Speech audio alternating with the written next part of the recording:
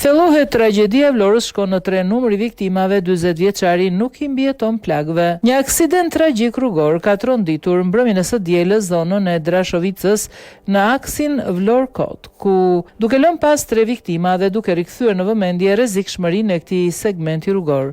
Ngjarja e rëndë ndodhi përgjatë rrugës së Lumit të Vlorës, një aks i frekuentuar nga drejtuesit e mjeteve, ku sipas të dhënave paraprake 2 automjete janë përplasur kok më kok.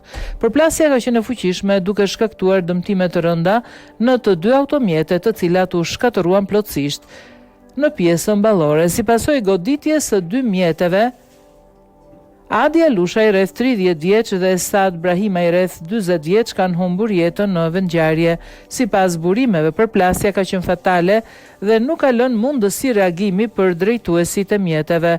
Ndërkohë, pasagjeri në një prej automjeteve, Andrea Bega, është nxjerrë nga mjeti në gjendje kritike dhe është transportuar me urgjencë drejt spitalit, ku ka marrë ndihmën e parë mjekësore. Megjithatë, pavarësisht përpjekjeve të stafit mjekësor, ai nuk ka arritur të mbijetojë plagëve të marra dhe ka ndruar jetë vetëm pak orë më pas, duke e çuar në tren numrin e viktimave nga ky aksident i rënd.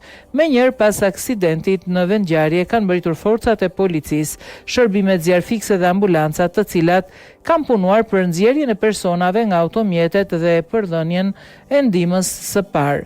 Zona është rrethuar për disa orë, ndërsa qarkullimi është bllokuar plotësisht për të lejuar ndërhyrjen e shërbimeve emergjente dhe kryerjen e veprimeve hetimore.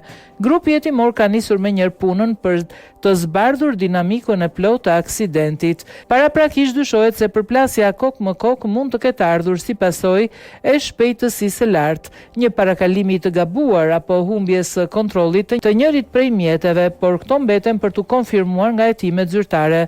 Ky aksident i rënd rikthen edhe një herë vëmendjen te siguria në rrugët kombëtare, sidomos në segmentet të jashtë të zonave urbane, ku mungesa e ndriçimit, sinjalistika e pamjaftueshme dhe shpejtësia e lartë bëhen faktor të rrezikshëm për drejtuesit e mjeteve.